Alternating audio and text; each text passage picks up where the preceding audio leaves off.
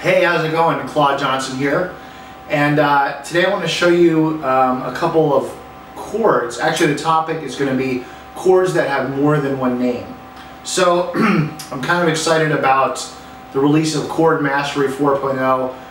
I go into a lot of cool topics. One of them happens to be this topic, which is again, chord shapes that have multiple names. So I want to give you one really cool example. Alright, so pardon me while I sip my tea here this morning. Let's say I have this shape, okay? So I've got my first finger on the 6th fret of the D string, and then my ring finger is going to bar the G, B, and high E string, 7th fret. So you have this. Now you might already know this shape. Sometimes I call it the James Brown chord. People call it a 9 chord. So what is that chord actually? Well, this would actually be an E9 with no root. So if you wanted to add your root, you could put your middle finger down on the 7th fret A string and you have this. You could also think of it like this 9 shape, which is a classic blues chord, but then you're adding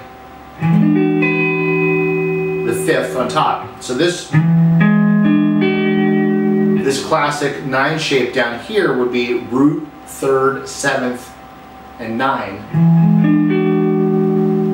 And then when you add one more note, you have root, 3rd, 7, 9, 5th.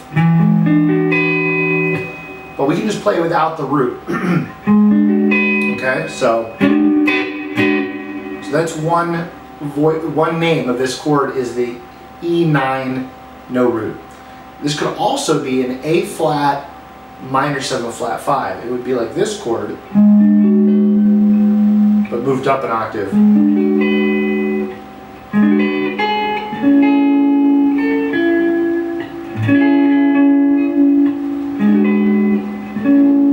So that would be basically the 7th degree in the key of A, minor 7 flat 5, okay?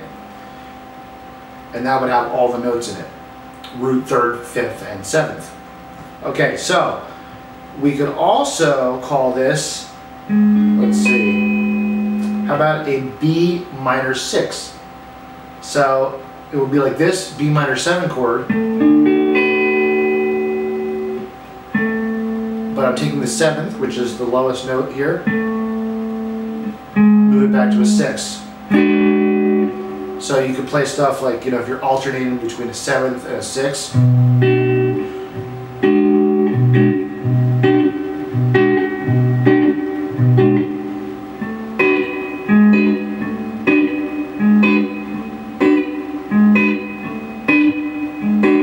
So there's a B minor 6. Now, I'm going to give you one more chord here. This could also be a B flat, sharp 5, sharp 9, again with no root. Okay, so this would be like your B flat 7.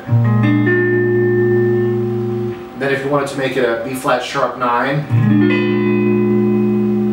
and B flat, sharp 5, sorry, sharp 9, sharp 5. There's your sharp 5, sharp 9. But we're just going to leave out the root.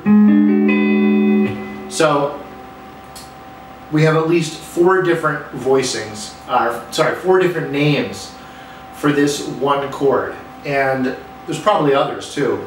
The point is, it's very common in music where you can have one specific shape that can function in different ways depending on the context, what chords are around it, what song it's being played in. Anyway, it gets less and less confusing the more you see and work with these different chords. So hope that was informative, and stay tuned. Next week we're releasing Chord Mastery 4.0. I got some feedback from some people that saw a sneak peek of it. They're very excited about it. It's a lot of great information. We also got another mini course in there from Jimmy Dillon, and a lot of great stuff in Chord Mastery 4.0. It's only going to be $1, so don't miss out. It comes out on Wednesday, and thanks for watching. I'll talk to you real soon.